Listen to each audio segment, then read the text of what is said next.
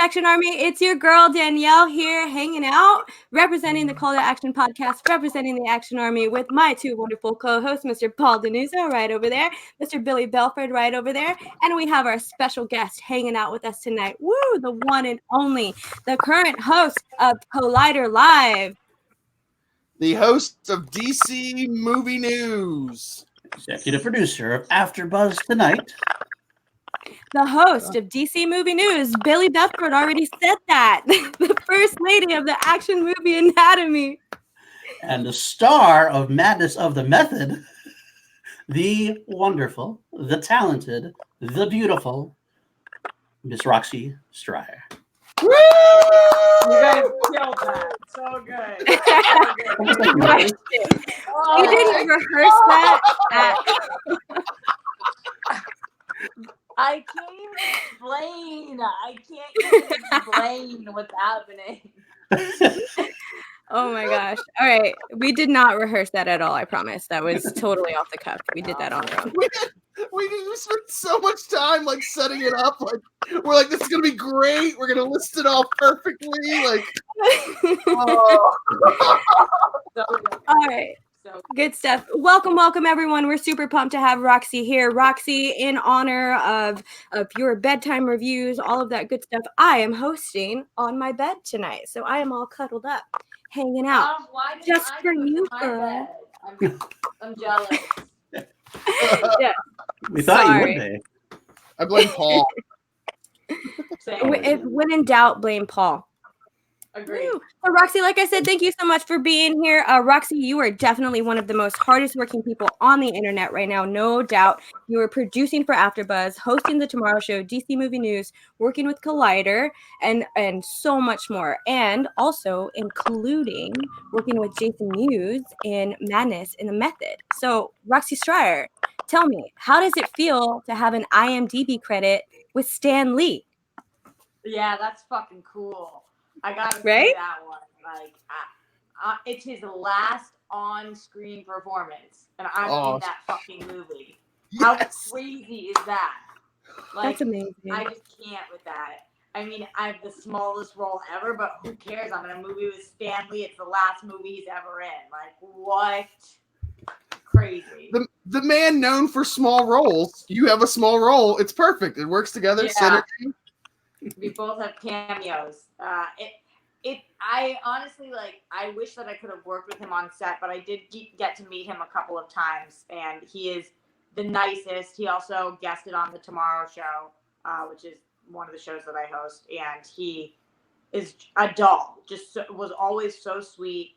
And I know that they said for Madness in the Method that they were supposed to shoot at a different time with him, but he called that day and he said, hey, I can shoot today, but I only can shoot until 5 because I need to be home by 5:30 because my wife and I have dinner together every single night at 6 o'clock and I won't miss it. So if you guys can't work around that, then I can't be in the movie. And so they like rearranged the whole schedule because he was like, I don't, for nothing. He was like, it does not matter what the movie, I don't miss dinner with my wife, which I thought was really cute. Wow. That's amazing. Yeah, I probably rearranged my whole schedule for Stanley also. So, yeah. What was it like working on the movie? Did you have a good time?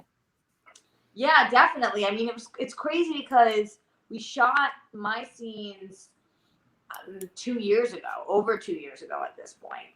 So I was co-hosting a show with Jay Mewes for over a year called Flash and Friends. It was with Joe Starr from Screen Junkies, Jay Mewes, and myself. And it was like this, I don't know, maybe 5 people on the planet watched the show. It was literally like seen by nobody. But Jay and I became really good friends. And for one of the tapings of the show, the writer of the movie came to the taping of the show. And he was like, Jay, we have a news anchor in this. Why don't we just cast Roxy? And Jay was like, oh, that's great. So it was like literally like a casual conversation. And they were like, yeah, do you want to be in the movie? And I was like, are you fucking kidding? I'm waiting forever for that. So it just all kind of was like right place, the right time, I guess. That's amazing. That's amazing. Got a lot of people in the chat looking to speak with you at some point, so we'll have to add some things like this. How does Roxy not have a Manager of the Year award under her belt yet? From our girl Alex Mash. According Great to who? question. I hope this will be the year. I don't know. I feel like people think I'm kind of new to the Schmoedown when really I've been around longer than any of the. I was around before Ben and Drew. I've been around since they were shooting at AfterBuzz, and the game was so different. Like, they would casually ask on a couch questions, and I would go and ask some of the questions. So this is probably my 4th or 5th year in the Schmoedown. Yeah. But whenever. A long time ago, but I didn't. Back when they would pull involved. They would pull categories from a hat that were written on pieces of paper. Yeah, exactly. Now they have a metal wheel. All that, like, it was janky as crap, but it was awesome still. And I didn't really get more involved until I started managing the league with Adam and Mike. But the chemistry on that team, even though we do DC Movie News together, was like kind of always weird. Mike is like into being a solo act, and I remember like no character here, just like dropping the walls. Mike would be beforehand. Johnny and I would be like, okay, we're ready to walk you out, and it would always be a thing. Mike was like, I don't want you guys to walk me out. I don't want you guys to, like, this is my moment, and not in a bad way, just like he was different about it. And he was like, I'm planning on doing this thing. I want to wear my Batman thing. I don't want you guys to like have a speech. And Johnny used to prepare these like freaking massive soliloquies, and it just didn't vibe with Mike. And so, truthfully, when we split up, I think that Mike was like super stoked about it because he didn't want to have to keep doing that. And yes, now he does have a faction, but they're kind of more like a silent but deadly type. And I think he was really grateful just to get out of what Johnny and I were bringing to the table. And then so I wasn't able to be fully involved with them because Adam barely played. Mike didn't like having a manager, really. And so it wasn't until The Odd Couple where I was able to like break away, make a name for myself, and I feel very appreciated by them. And I feel like we just sometimes the vibe and the gel is there. And with them, like, to me, they're two of the best competitors that ever have been, but they've also made my job so easy. Right. I think it's the perfect fit because the perfect name, The Odd Couple, because you have Jeff Schneider, who is the over-the-top heel competitor. Even when he's like not a heel, he still has like a heel vibe. And then you have Mark Andreyko, who's so nice that he couldn't be a heel because he's just the nicest person on the planet. Yeah. But they come together really well, which they didn't really gel very well when they were in the Lion's Den, but under your tutelage, they've gelled very well together. Yeah, they're super different. I don't know two adult men that are as different as Jeff and Mark. Like, they are just, you guys have seen some of the shit that Jeff has pulled online. Like, he's an actual crazy person. I totally I get him, and I straight up, I love him so much. He's from the town next to me back home. So we have mutual, like, camp friends and upbringings and life stories. He, like, at the end of the day, we're both just little Jewish kids from right outside of Boston. So, like, we vibe on sports on so many different levels. But, then he does things like tweet shit like, after your mom, I'm the most important person on the planet, call me back, or whatever that that was a fun little Twitter blow up.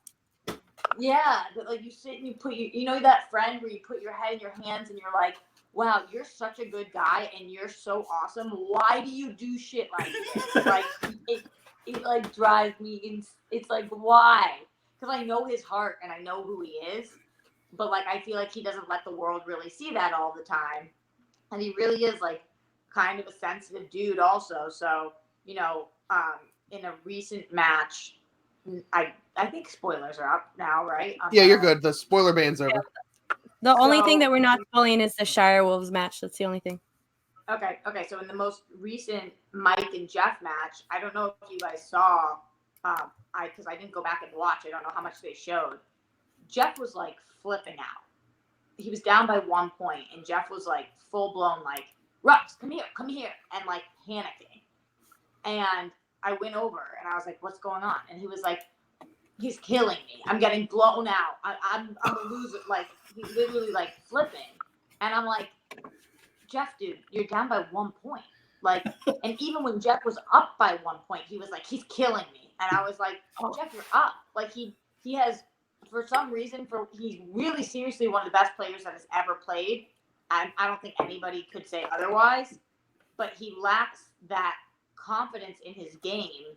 If he feels like he's not playing as well as he's played before, he spirals. So, like, trying to figure out with him what the best methods are has been like exactly what a manager's job is, and it's been really cool to watch, figuring out like, okay, what can I say? How do I help this situation? Like, what do you do to get him back on track? Because he is a psycho in a good way. Yeah. Do you think that having something like that during that Bibiani match would have helped him out? Like that one match he's super famous for just kind of piecing out on. Do you think having someone on like behind him like that, having that support would have changed the outcome of that specific match? Yeah, I definitely think so, because he is, I mean, just on a knowledge basis, like, we all know that Bibiani's knowledge is insane. We saw what he did when he went 40 straight competitors through. That was nuts. So, I mean, he's a beast. He's straight up, he's a beast. But Jeff, in terms of knowledge, I don't think people realize how much, like, if this was a test on paper and everybody in the league had to take the test, Jeff would be every single time in the top 3 people. He has so much movie knowledge because it's what he does for a living all day, every day.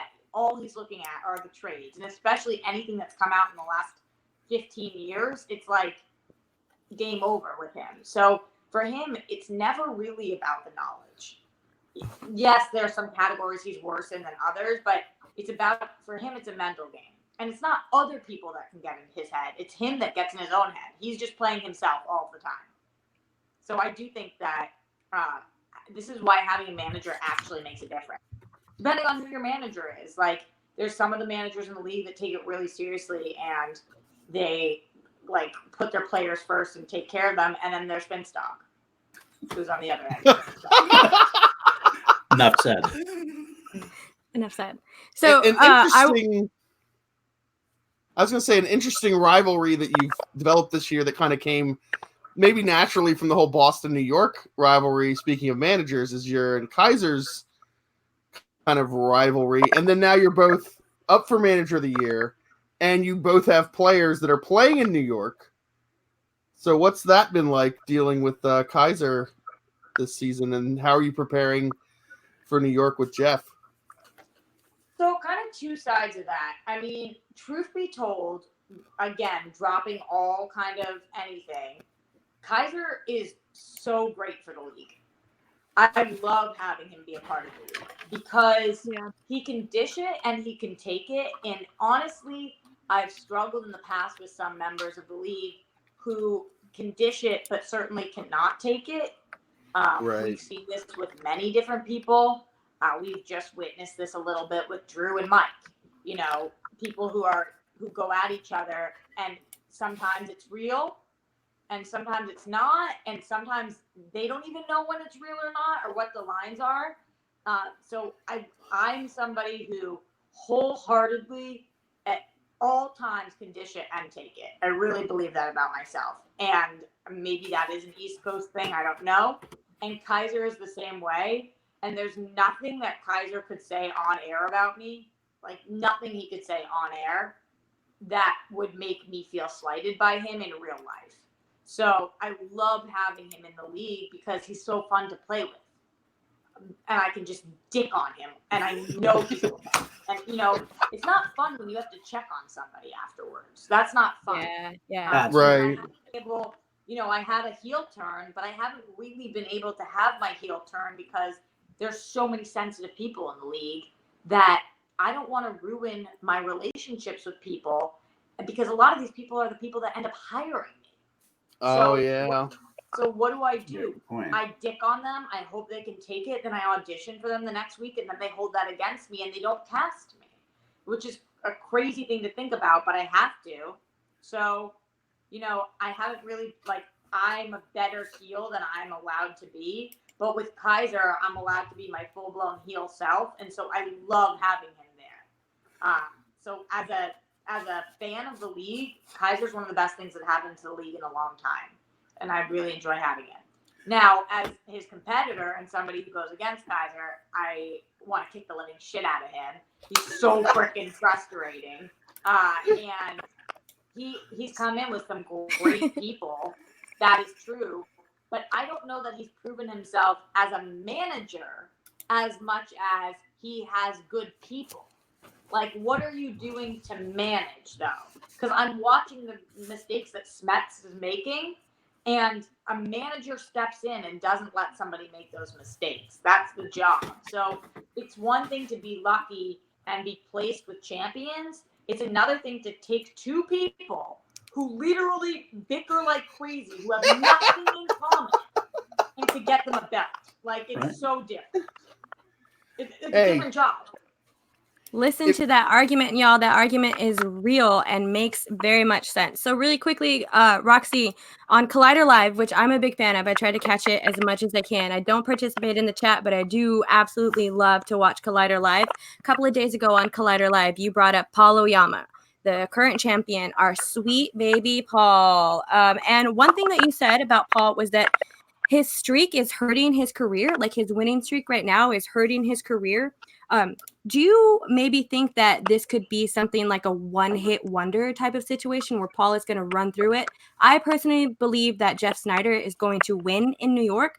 After that, do you think that we're never going to see anything from Sweet Baby Paul again because he's already shot his shot? I don't know if he has it in him to fight. He just doesn't strike me as somebody who's, if he loses, is going to be like, you know what? I'm going to swallow my pride. I'm going to admit that I wasn't the best. I'm going to work 10 times harder. I'm going to study. I'm going to get ahead, and I'm going to come back at this harder. I don't see that in him. So maybe he surprises us. But I also obviously think that Jeff is going to win in New York, and I think that it's going to be a really rude awakening for Oyama. And even if it isn't Jeff, which again I think he's going to, but at some point, Oyama's going to get beat by somebody at some point.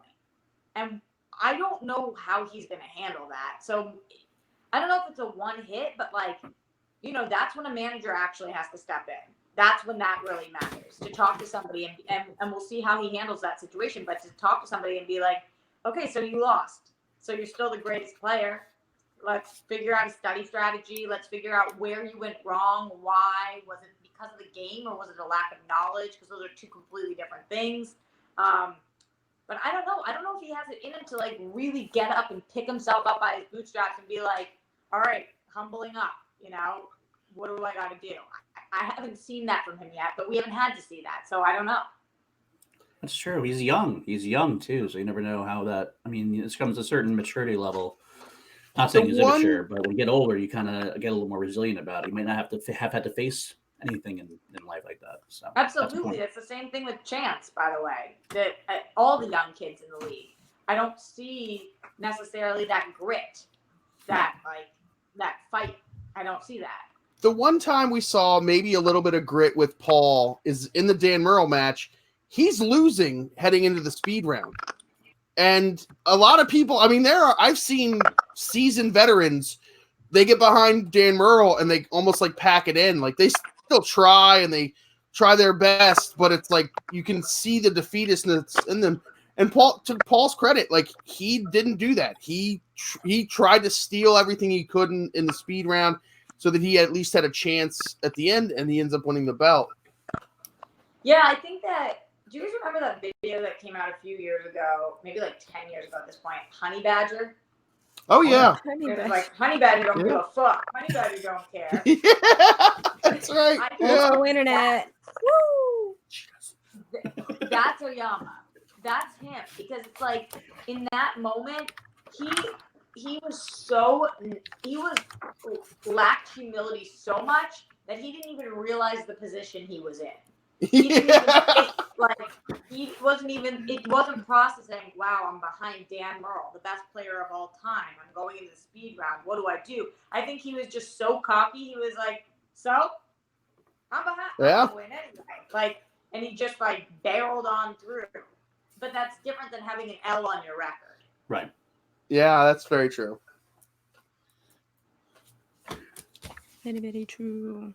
So, the new wheel premiered on this last match that aired. Roxy, how do you feel about the brand new wheel? Sticky. It's sticky. It's sticky.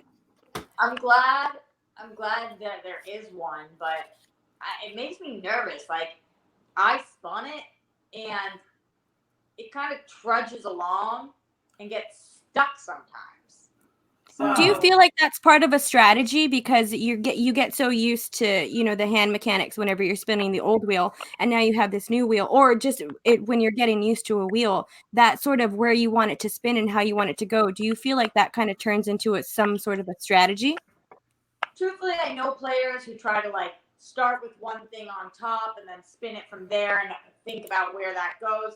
But I always tell my guys, like, don't, like, that's a waste of your time because we don't know. So, Right. No, it's definitely not part of our strategy. I think some people it is, but really, just because it gets a little sticky or stuck, it's not like always in the same place. It's just a heavy wheel. It's like a clunker. So sometimes it trudges and it's like, but it's not like every time it hits the third slice from the center, then so there, I don't think you can base a strategy off that. It probably wouldn't go very well for you. I think it's like superstition for a lot of people. Like that's why they put it they want to start on the same spot or whatever. Just like people have like superstitions when they're getting ready for matches. Do you have any superstitions for when you're getting ready, or even when you're getting ready to like go on Collider or going on DC Movie News? Or... Truthfully, I guess not. I'm kind of a superstitious person, but since I've been on camera for like 15,000 hours at this point, which is an actual number, I think, that I came up with last year, I don't have like time to do the same thing every time. Before I go on a big audition, I always take a shot. I don't know, like loosens me up a little bit or something. Right. And then with the guys, like I always just make sure we have this little pep talk before. But then like Snyder likes to be solo and be by himself, and then Drago likes to be talked to. So we do like the three of us. We go over the wheel. We pick which slices we would spin off of and whatnot. And then I send Snyder away, and then Drago and I talk until they go out. So that's kind of our ritual. And then before Collider Live, no, I just take my selfie. Maybe that's my superstition. It works. I love those selfies, by the way. That one little montage that you put up of like the collection of selfies on your Instagram, I thought that was so great. My favorite. So many more. My favorite is the one where you said I finally got one with me and all the guys, and it's like them like way in the background. It's just like every morning I'm like, who wants to be in my selfie? And they just won't. Wow. Joshua Kugo won't be in your selfie? That's crazy. Wow, my feelings are seriously hurt right now for that. I'm sorry. Yeah, I know. And I'm like, sometimes I can get Cougs to do it, and I'll be like, come on, please. But then he makes like the weirdest, grossest faces and shit. Those are the ones that you should post. Those are the ones we all want to see, really. We will be in your selfie in New York. We will be. This trio of people. Absolutely. Can I go back, actually? Can I go back to talking, you said earlier about some people being sensitive in the league and not being able to give and take, how you have to be careful with what you do. Bringing that back, because this is a call to action podcast, we obviously can say that Ben and Andrew are people you know pretty well and can give and take pretty well. So I'd like to discuss Houston. Yeah. And that's a great image. That's a great image. I had to get that up there. So we wanted to get, because we all had like legendary stories we've told them on a couple different podcasts. I'd like to hear about your experience in Houston. God, it was freaking awesome there. I had the best time, and truthfully, yeah, like no qualms with it.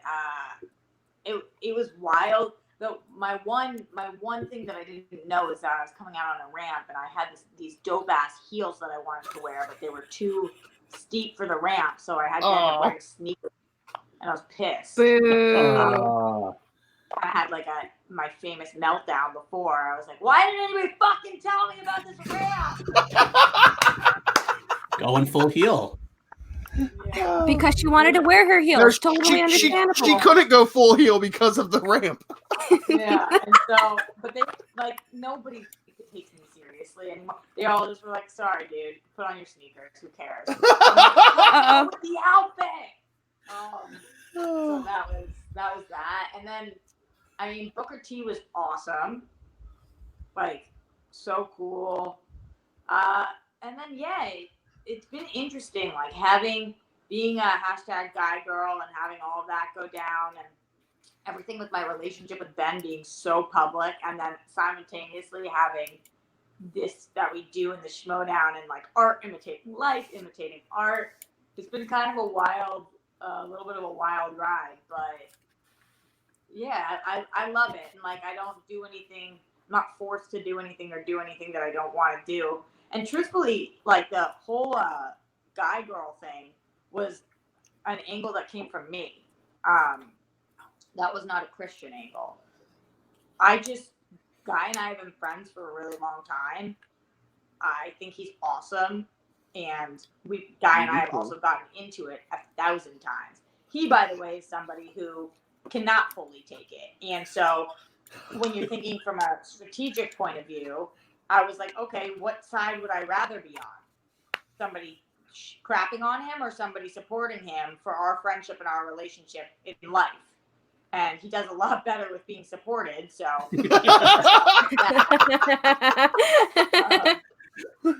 and also it makes sense storyline wise. Like heels, both been screwed over by Ben. Been friends for a while. Like all of the points, it just like it kind of worked. And so I didn't even really pitch it to Christian. I just started talking on air about how much I love Guy and how much I support him. And then I think Christian kind of ran with it from there, seeing that I was cool with it. So maybe that's an answer. That's an answer. For the old Schmoedown pros out there, if you want Christian to do something, just start doing it, and eventually he'll just accept it. I've done that a lot, actually. It's how I got into my beef with Kaiser. There was no Roxy Kaiser beef until I just created it. Like on Collider Live. Yes. Yeah, I saw that episode. Like it didn't come from Christian. I think about, as somebody who's a writer and a producer, not on that show, but in general, like what's going to be best for my longevity in the league, and what are the fans going to enjoy the most? And so, what am I going to have the most fun with? So, I know at the end of the day, there's nothing that I can say about Ben or to Ben that's going to make him question how much I love him. Like everybody knows, and vice versa. Like we have each other's backs so hard in life, despite like things not working out with us dating, that I get to root against him in the league, and it doesn't mean anything other than the fact that I root against him when we're playing the game, and I'm rooting for Guy. So that's fun for me because I get to like take real emotions that are somewhere deep inside me and exercise them out loud. Like obviously there still are a lot of like things going on. So like, does it hurt to have somebody that I get to slap in the face, call names, and like all of those flip things? Off. Tell to fuck off, like whatever. Like that's helpful for me. So I like that. And then with Drew, I've been the architect of the situation so that him and I are like this in the league, and that's cool. And then with Kaiser, I made that shit up also. Because I was like, okay, Kaiser's got some of the best players. Kaiser's going to be around for a while. Kaiser can take it. He's from the East Coast. He's a badass. in the league. So I kind of just like have planted all these seeds. And not to say that I'm doing like Christian does he's amazing at it, but like, I plant these seeds and the ones that he sees working, he fuels the flame. Right. I think also Christian sees like how the fans respond to certain things. And in that episode of Collider Live where you said like Smet shouldn't be talking about his like techniques and it's like Kaiser's dropping the ball, that was like huge. Like people were like, oh my gosh, he's talking smack about Kaiser. Kaiser's like the golden boy right now. Like, and that was like immediately like put you in the limelight as far as a manager. And then also like it got a lot of reaction. So why not run with it? But I said that because I believe it. Like, and right. I said the heart to heart with Kaiser when we were in, where's the most recent place I went? San Diego Comic-Con. Because, no, sorry, not with Kaiser, with Smets. Because I think Smets has the ability to be the top 3 players in the league. Top. Yeah. Like the way he dedicates himself to it is insane. But he's being mismanaged. And I really believe that. Like and Kaiser knows that. But I talked to Smets and I was like, if your manager is not going to sit you down and tell you this, then I'm going to say it. And I'm only going to say it once because you're not on my team. So I'm not going to feed you too much. But like, here are the things you have to do. And you're not opening your eyes to what's going on right now. Like it was like, he got like really upset with me. This is a real thing. We were at the bar and he got like really upset with me. And I was like, this isn't fair that you're upset that I'm telling you the truth. And we like went back and forth. And then I was able to like feed him a bit of information or something clicked. And he was like, sent me this long message the next day or that night, just being like, I'm very grateful that you've been this supportive. Cause I really like him. I think he's great. And I think that he is a sheep among wolves sometimes. And I wanted to give him the heads up. And so, yeah, I love Smets. And I think I would love to have, and I said this early on, I would love to have Smets on my team. And I tried to coach him from Kaiser, and he wouldn't come. Wow. Well, it's funny you say he's a sheep among wolves because he is literally like the nicest person. Like he is super nice. And he's willing, I think he's so confident, A, in his knowledge and B, in his process, that he's willing to share. Like, it's the kind of thing where he knows what it takes to use his process. So he'll tell you the process because most people aren't going to be able to do that. Like, it's like Arnold Schwarzenegger telling people how to lift weights. It's like, yeah, you can try that, but you're not going to do it like he does. Kind of, but it's one thing to tell somebody, it's another thing to like send them study guides. I mean, like, he's made some mistakes. He really has. And I hear you, and he does know what it takes, but like, he's just too nice. And he is unable to separate friendship and the game, like completely unable to. Yeah. I can see that. In a way that's going to be very detrimental if he can't figure it out. Because they all are playing a game, except for him. He is not playing a game. Like he's in this world now and it's his life and he like cannot distinguish the two. Interesting. Those are some hot takes from Roxy Striar over here. I think it shows that he was brought in basically because he's friends with Rachel. And Rachel is another like super nice person who at times it's felt like had trouble separating the game from not the game, sometimes to her detriment. And so, I mean, it makes sense. Oh, yeah, for sure. Better at it as the years went on. She did get better at separating the two.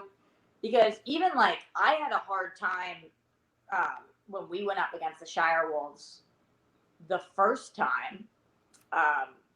And we won. And afterwards, like, I felt like Rachel and Clark wouldn't even look at me. Because, like, you know, during the game, I'm vocal, I'm loud, I'm in my boys' faces, I'm screaming. Like, my job during the game is to win. So, whatever that means. And so I sent them like a really long email afterwards, just telling them that Roxy as the person, not Roxy as the manager, is like so impressed by them. Such an honor to be on the same field with them. Like just all this nice stuff. And they both responded really kindly and well. And they were like, "You're doing your job. Like, we so appreciate this message, whatever it is." So Rachel did ultimately get better at it. She still wasn't great at separating the two, but she did get better, I will say. And Smith will get better as time goes on too. Yeah. Yeah. Absolutely. Yep.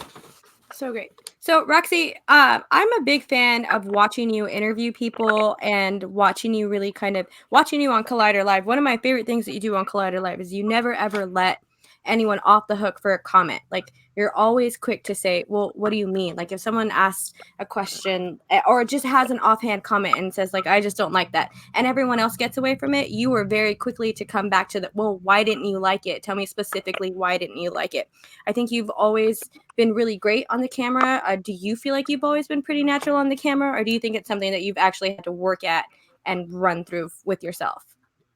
I think I've gotten better, but yeah, I mean, it's funny because I was born in LA, and I have an older brother and a younger sister, and they were both born in Boston. So like my parents moved here for a very brief amount of time, and I was born here. And then I moved back to Boston when I was 2, and I'm the only one of my siblings or a person in my family who moved back out here.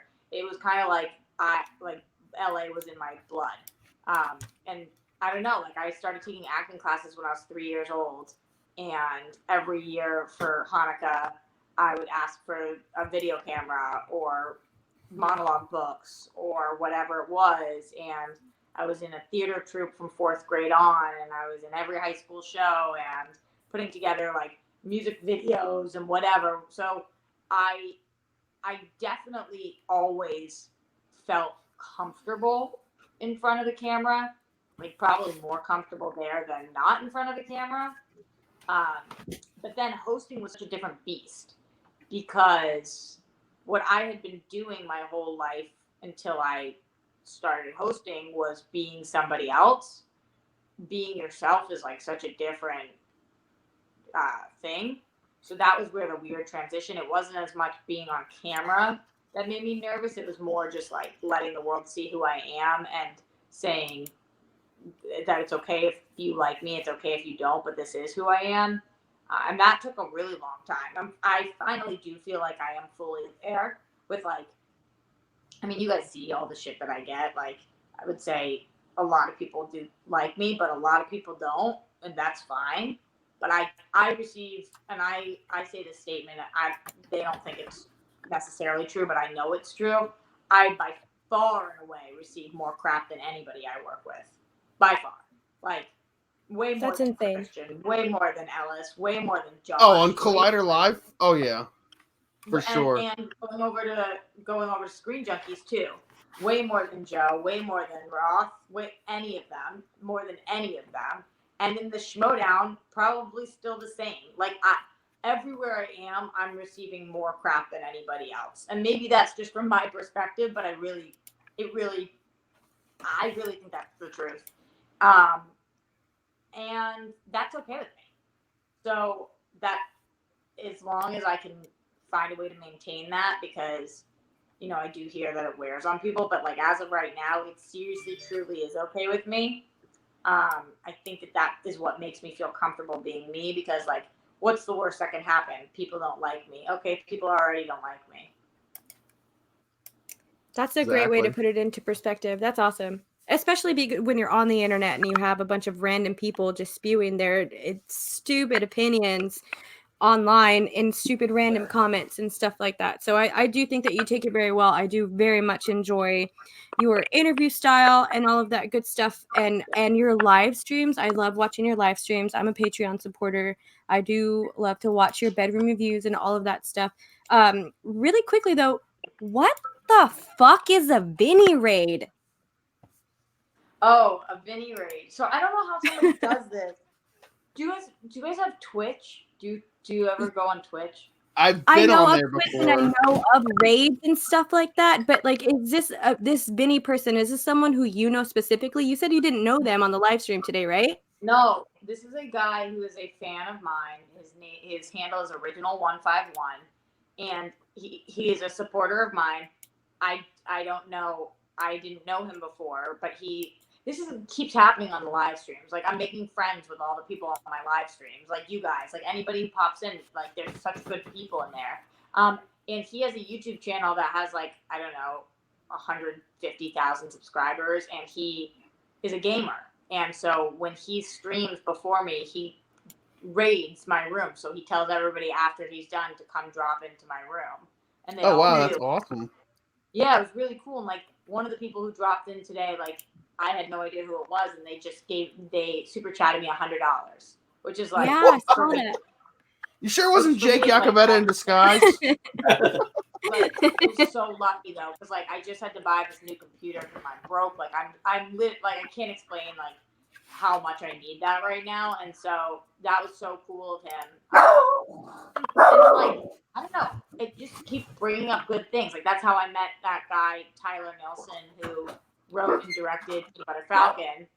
He just like dropped into my YouTube show once, and then we became like close. And honestly, him and I text all the time now. Like, I've gotten so many people who go see Peanut Butter Falcon, and it was all because he came into like my 50-person chat room.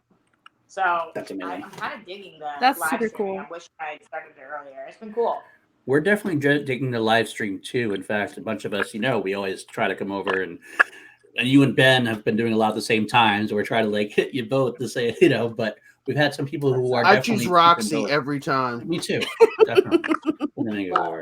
Although we definitely we have actually some shots that we want to show.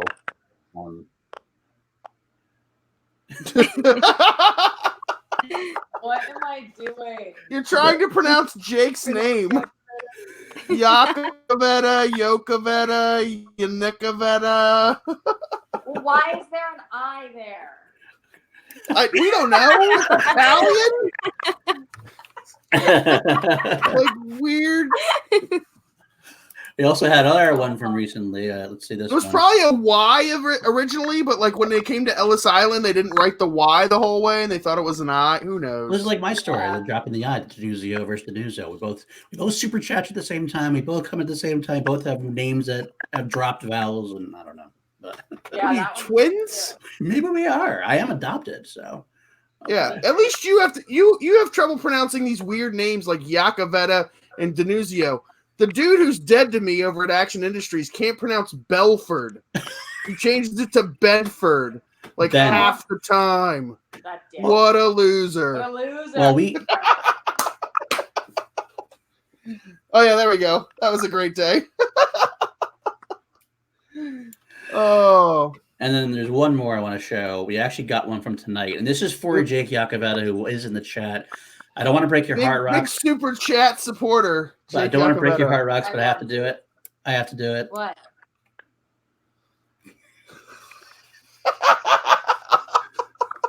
I'm so mad at you. He made it. It was him. He made it. What? I don't. Jake is still awesome, though. Whatever. It's Jake's fault. Jake is awesome. He was giddy with excitement. He immediately texted me. He was like, do you remember when Jake was gushing blood? How could we forget that horror show of Jake bleeding everywhere? The funniest part about this is this part of the story didn't get out. Rox, I had just met you like right before this happened, and we were going to the bar to get a shot, and we got the shot, and that's when Jake comes in all bloody. And then, if you remember correctly, you turned to like start being taken care of him. Well, at this point, Ben sidles in right next to me, and Ben's a little wasted at this point. Drunk. He's a little drunk. Drunk as shit. In fact, Billy has a. Ben is drunk. Well, Smarty McSmart decided to do like a no alcohol thing for like a month before Houston, and then immediately broke that in Houston. So he sidles up. And Billy has a picture where it looks like he's actually hitting on me. But he's like, Paul, what are you doing? What are you doing? I'm like, He's hitting on Paul. Roxy and I are taking a shot together. Oh, well, I'll take a shot with you. Okay, all right, that's fine. Okay, so I bought him a shot, and then Chance Ellison's there buying a shot. Now I'm waiting for you to take care. You're taking care of Jake, and the whole thing's going down. And all I can see is Ben like coming up between us and like poking you, going, "Rox, we gotta take a shot. Rox, for like 10 minutes." He's like, I'm a little busy, Ben. he has no idea what's going on. Like this kid is bleeding out. I'm sorry, I can't take a shot with you. But like that is the thing about Ben, though. I mean, there's a million things. He gets fucking tunnel vision. Like literally, we could be in like an apocalypse. Like the world could be on fire around him, and if he was like planning on doing something that day or was like about to do something, like he cannot see anything. Like literally everything's up in flames, but he decided he was gonna watch the Matrix. He's sitting there watching it like this. Like, it's crazy. You know what? You know who's like that too, though? Christian Harloff. The two of them. Like, and now they're together? Oh my God. They like just get ideas of what they want to do, and it like does not fucking matter what's happening around.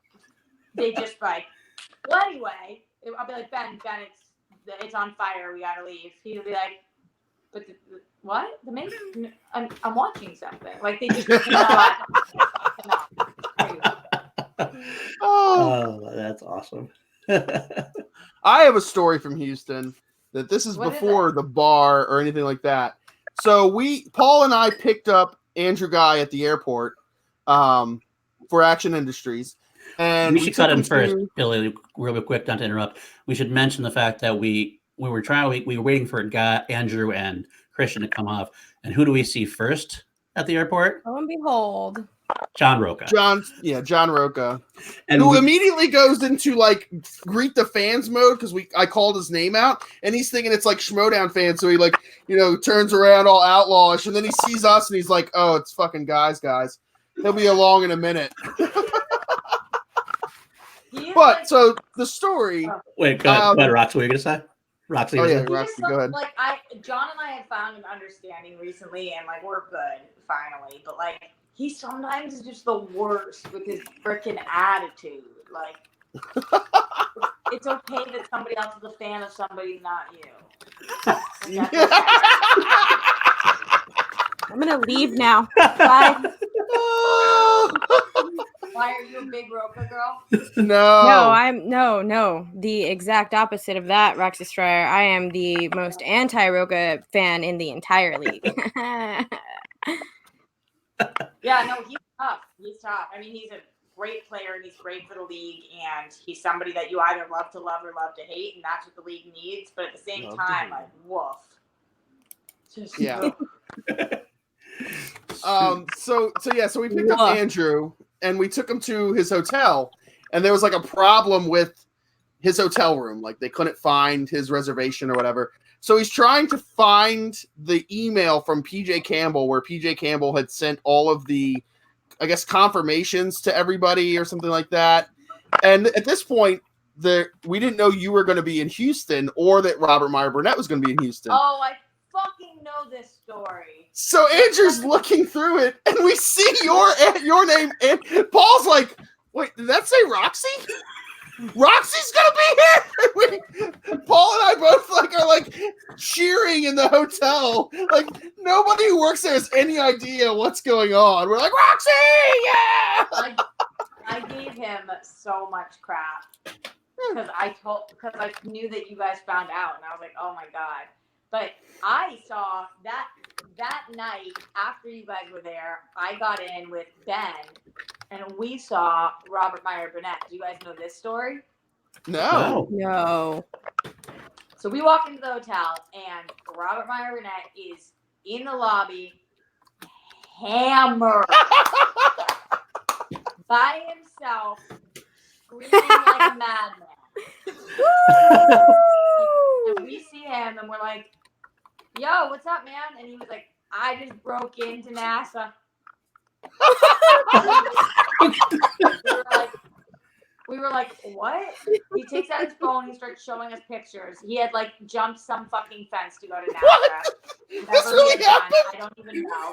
He's like, "The cops picked me out. I don't know."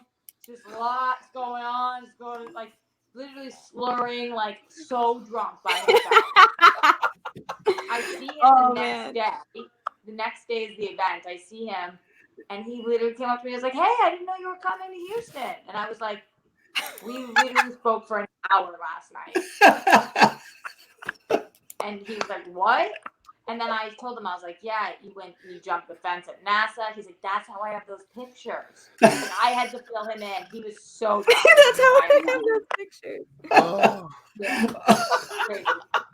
Oh, that is funny. oh, Oh my goodness. oh my God. Oh yeah. If you ever want anything spoiled, just tell Ben and Drew because they'll spoil it in a heartbeat. They're the worst at like. So they're having the live event in New York on Thursday, and it's Paul runs their Patreon, so it's a big deal. First live event. We're gonna make it Patreon exclusive. That if you're a member of the Patreon that we're trying to grow, we'll send you a special, code for to get a discount. The very next AMA, 5 minutes into it, Ben Bateman is so excited. He's like telling people, "Hey, if you put in this promo code, you get 20." What? They're like, Ben, what are you doing? Like, why would you do that? No, he's definitely not the best secret keeper. They get excited. They get really excited. There was a time after New York. The first New York event when I drove down. I met Ben and we talked afterwards, whatever. And then the next AMA, before it ever aired, I called in to Action Movie Anatomy, and Drew was like, "Oh, so you met Paul this weekend?" And Ben's like, "I don't know. I didn't." It's still a secret. It hadn't been spoiled that Ben was there. And we tried to like play it off. We both tried to play it off, and got like, "Oh yeah." That's when Paul went to LA to see his cousin. I'm really good at this because think about it. You guys didn't know until today I was going to New York. Right. That's true. So when did you find out you were going to New York? So we played the match probably. We played another match since then. So we played probably 3 weeks ago. We probably recorded that. And Christian told me, I texted him that day and I said, "I'm not going to New York, right? You said no more managers, but the league can't afford it." And he said, "Yeah." And I said, "Okay," because I'm on hold for another job. And then 2 days after, he texted me and said, "Did you book the other gig?" And I said, "No." And he said, "I would like to try to get you to New York."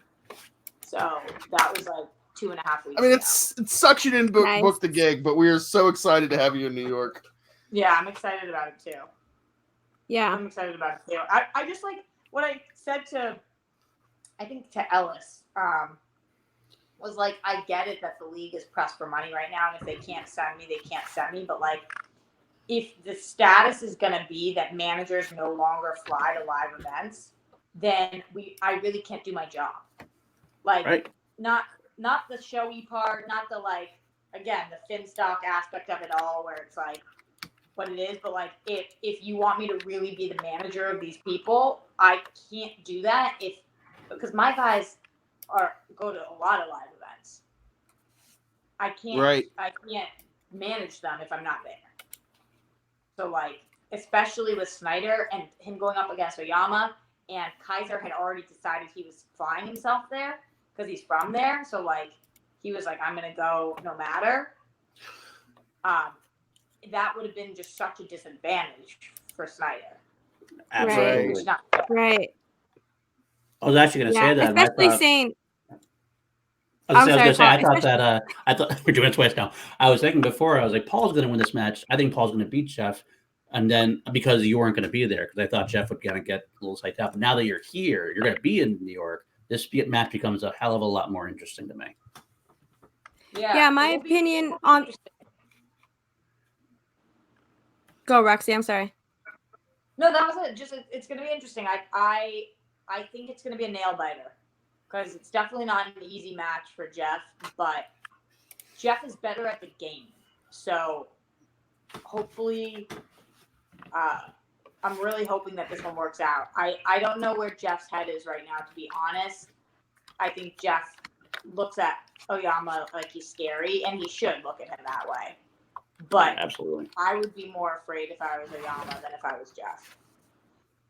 Absolutely. I also think big Jeff shout out performs to- well. Sorry. When Sorry, y'all. Big shout out to Jake Acabetta hanging out in the chat, getting ready to head out. He's a big supporter of us and Roxy Striar and the entire Schmoedown in general. So I just wanted to make sure we get a big shout out to Jake, my dude Jake right there. Jake, you rock, honey. He's the worst. Jake is the worst person on the planet. He's a terrible person. He likes to Photoshop people into fun photos and stuff. So Jake's I a terrible can't wait person. till that's on the internet. Anyway, it's everywhere. What are you talking about? Because then he haven't seen the horse. Sent it out to the wolves, and like the wolves all are like, "Oh, well, this is hilarious." I hate them all. It is pretty funny. Wait, it just kept coming. We're not doing. Oh, go ahead, go. No, you go. Well, I know that you said no spoilers for the Shire Wolves match, but I'm just curious. Did you guys see it? Yes. All three of us did. Yes. Wow. Were you surprised with how great the match was? The match was amazing. Like really, really, truly, it was a great match. Yeah, I was very surprised at how intense it was. It was kind of strange in a way. Like it was like I felt that corruption was in a weird place, because how do you go in there? You're hungry for the title. The Shire Wolves are retiring. Like you got to go for it, but it's almost like going back to the how much do you push something, because like they're almost like damned if they win, damned if they lose. If they win the belts, but like they beat the Shire Wolves in their last match. But if they don't, they got to go for the belts, so they got to think about themselves. But actually, that actually brings me up to a great point. I have a question for you about heels, the heels in the business, because that's the thing, because they're heels. They're supposed to be heelish in their actions to Shire Wolves, but how can you be heelish when they're retiring? But with that being said, who do you think is the greatest heel in the league? Is it Andrew Guy? Is it Mike Kalinowski? And why is it Andrew Guy? It's 100% Guy. He's the greatest heel that the league's ever had. 100%. Mike doesn't have that same thing that Andrew does. First of all, Mike and Andrew are two of the league's only and best actors. So that's why they're so believable in any position they are. Mike, Drew, and I did a show together for over a year called Unproduced Table Read. Yep. Where we read scripts. And I've also worked with Drew on other projects and brought him in for table reads before and whatnot. I mean, they're both fucking dirty. Like, they're both really talented. So I will just say that.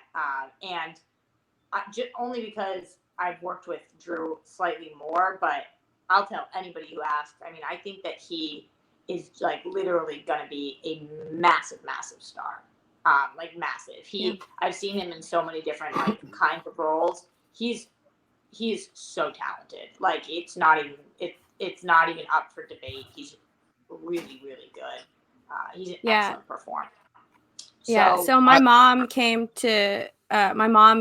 with me to the Houston event, and she got to hang out with everyone and kind of talk to everyone, and she met Andrew Guy, and she is still to this day completely obsessed with Andrew Guy. If she gets a chance to kind of talk about like me and like what I'm into and like how I'm into the Schmoedown and stuff like that, she always references Andrew Guy and Ben Bateman as my famous friends. And I always tell her, it's really funny. And I always tell her, Mom, like they're not celebrities like that. Like it's YouTube and stuff. No. They're no Roxy He's gonna get there. Striar. He's gonna get there. Like my mom is so behind Andrew Guy and the rest of his career. Like she wants to follow him. Genuinely asks about him almost all the fucking time. It's a little annoying, but it's still great. But she loves him. It's so true. And like when it comes to him and Ben both, honestly, like there are different levels of talent in the league. Like, and this is just me being perfectly candid. some people in the league are just really knowledgeable, but they're not stars. They never wanted to be. They wanted to be people who wrote articles or producers or behind the scenes. They're just really movie knowledgeable. And there are some people in the league that are stars, and Ben and Drew are both fucking stars, like in different areas. But that, I think people are starting to see that with Ben. Like, nobody knew about his music. I've known obviously forever, but like he was moved here as a badass musician, and he was modeling. He was an actor. Like, even I remember when we were dating, he got a call from David Rappaport, who's a casting director, and Ben, after having not acted for years and like having left it behind, he got called to go in for Archie because they remembered him. Wow. So like, which was crazy. So he went in and played a song and auditioned for Archie, which is just like, they fucking hunted him down and found him for that. He's really Wow. Wow. That's really cool. I mean, he's so talented. They're both really, really talented. But going back to the heel thing, I think that guy is the best heel ever because A, he's an incredible actor, but B, he is maximizing the worst parts of himself and minimizing the best parts of himself. So Guy plays it pretty close to who he is at his worst moments and just makes that all the time, which is what you learn when you are performing as often as he is or I am, is that's kind of what a lot of what acting is, taking who you are, maximizing the qualities that fit the character and minimizing the qualities that don't. And as a heel, as that guy, he is able to touch upon, he's got a lot of things going on inside from his life, his past, and whatever, that stuff that gives him that grit, that edge, that chip on his shoulder, and he just uses that tenfold. And the reason he's such an amazing heel is because you still love him, which is insane, because he's so dirty and such a prick and all those things, but you still root for him, and that's the it factor that you can't explain. A lot of people, if they said the same words he said or did the same things he was doing, you wouldn't love them anymore. But the way that he's able to deliver it, he still is the person you root for, even though he's such an ass. Absolutely. That's why we love him. Yep. Yeah. Yep. Yeah, same. I think it's hard for me to kind of say, like, because Team Action might have been the first heel group that I gravitated towards, and I mean, obviously I'm a huge fan of Team Action, but I never really gravitated towards the heels, and I don't know what it is specifically about Andrew Guy and Ben Bateman that hooked me to it, but I genuinely think it might have been how much fun they had with their entrances, like when they brought out their moms, and then when they did the whole "we're reacting." I think the "we're reacting" was the moment that I was like, "This is my team. I love this. I'm a big fan of this." That's the difference between Ben and Drew as heels than other people as heels. Other people as heels, they think that being a heel is you just say mean things, and it's like that's part of it, but like a lot of other people who are playing a heel, they end up saying the same things over and over again. Ben and Drew do things like you said, they bring out their moms, and then the post-match interview, they go back to being themselves. They do the bring out the reacting thing. Drew does things like at the free-for-all where he's just like doesn't give a shit. He does the thing where he's facing off against Rachel Silvestrini, and he breaks down their entire game plan like live on the show, like as a heel, and it's like it's just great. That's the other thing is Drew is a heel throughout, from beginning to end. He is that character. He's in character the whole time.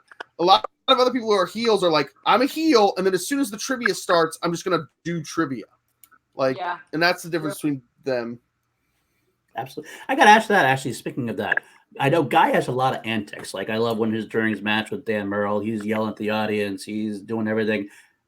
How much does Christian love / hate that? Do you know? I think it's hard because Christian's created a monster.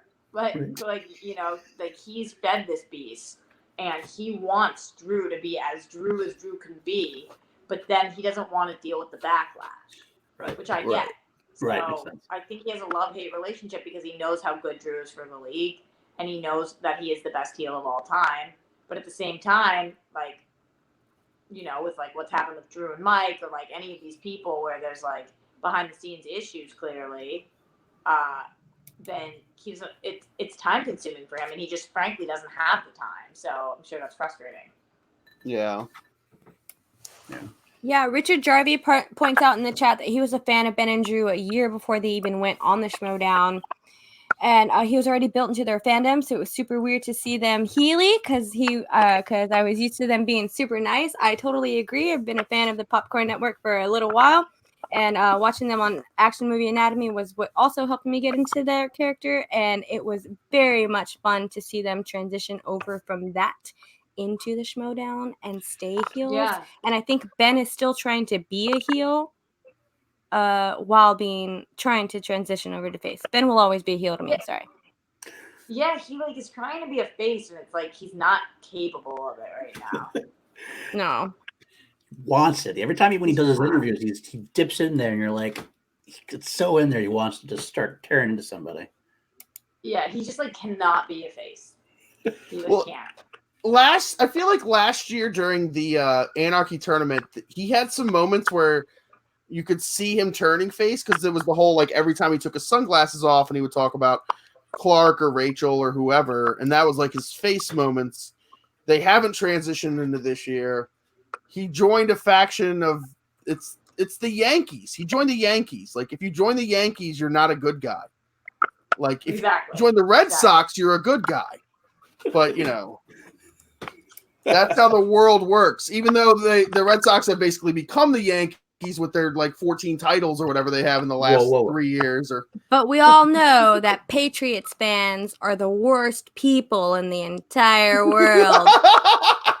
Wow! Shots fired from Danielle. Yeah, why are you saying because Cowboy fans are just fine.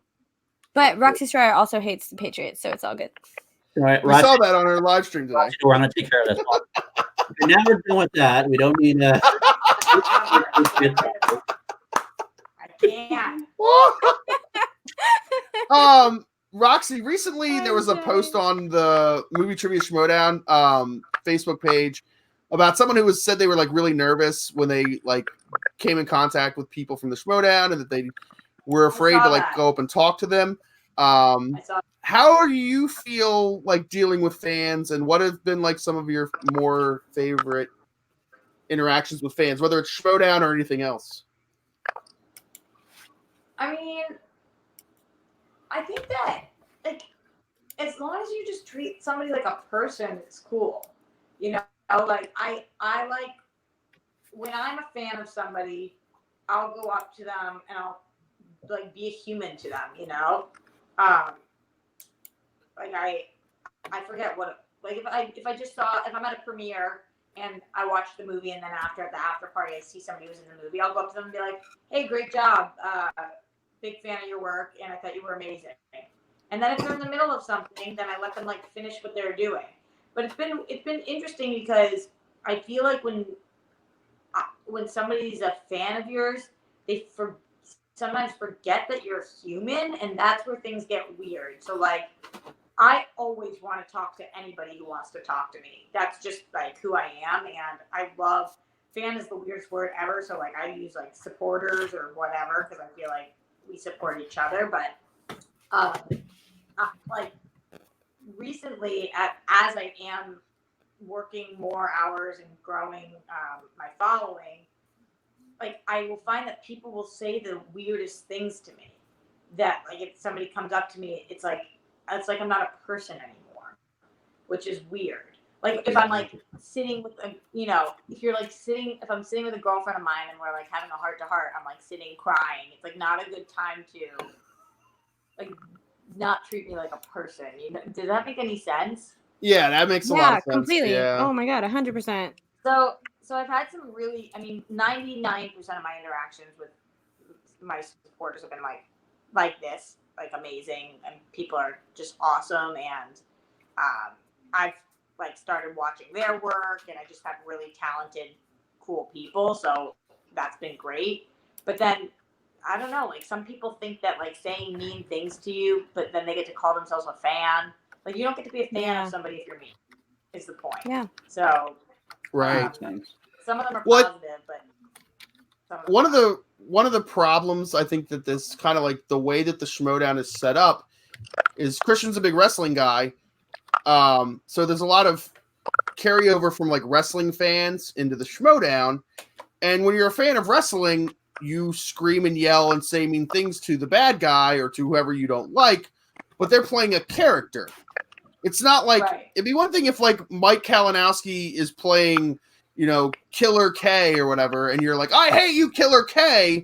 But people aren't saying I hate you, Killer K. They're saying I hate you, Mike Kalinowski, or they're saying I hate you, Andrew Guy. And there's no disconnect for them. And also, wrestlers are getting paid thousands, if not hundreds, if not millions of dollars to be screamed at and have mean things said to them. No one in the Schmoedown is having that done. You have to just like learn to tune it out because the amount of people who, after what happened in Chicago, the amount of people who messaged me saying that I was a horrible person and I put Ben in, I was in an abusive relationship and I should be ashamed of myself for hitting him and like all these things. It was like insane. Like I was getting so many messages about this abusive relationship that I was in and I was the abuser and I should be like sick to my stomach, whatever. And it was just like, are you guys fucking kidding? Like we were on stage for a show. It was obviously planned. We obviously both were okay with it. It was obviously rehearsed. Like you think that Ben and I were in an abusive relationship and the way that we decided to say that was by me slapping him in front of 1,000 people. Like, are you guys dumb? How could you think that? So that's the part that like you have to realize that they are coming from a place of complete ignorance and just tune it out because their opinion really holds no weight. Oh, and a lot of them are total hypocrites because the people who would say that to you about being in an abusive relationship are the same people who cheered Ben when he hit Andrew with a chair or cheered Andrew when he speared Ben. So totally. Yeah. I have to get back to work at some point, guys. So maybe one more, and then I hate. We're wrapping this up.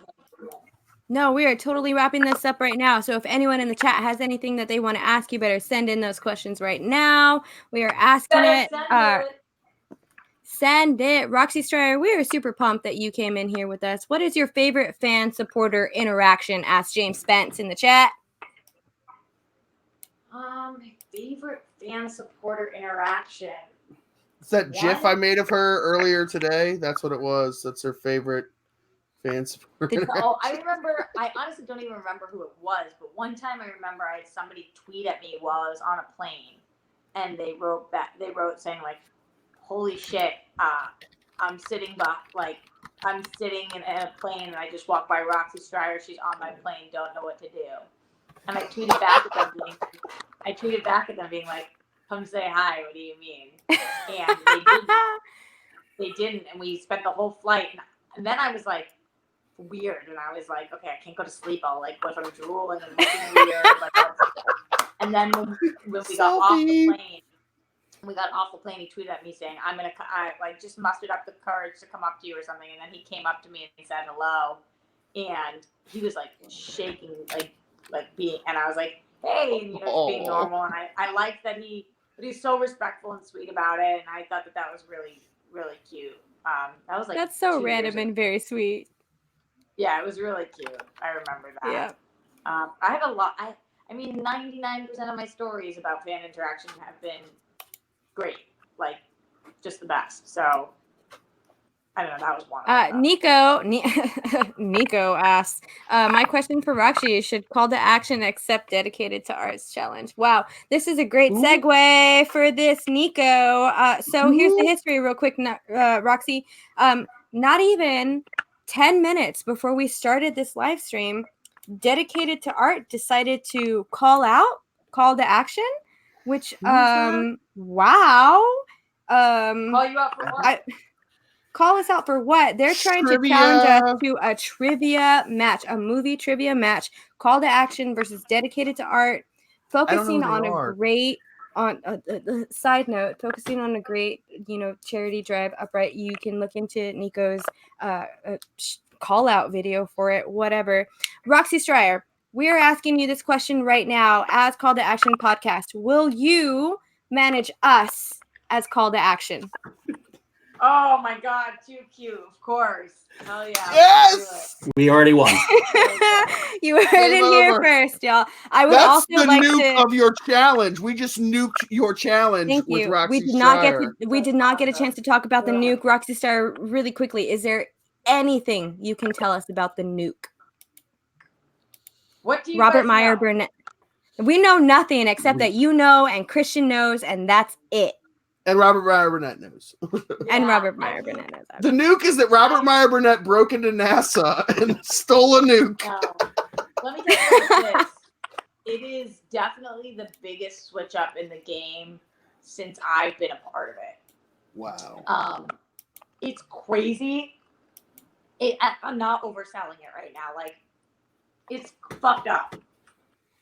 I'm nervous. I can't wait. I can't wait. I can't wait either. I can't wait. I'm excited. I'm so pumped about it. Wild. I can't wait. This is going to be so great. It's going to affect the next entire year. Sweet. All right.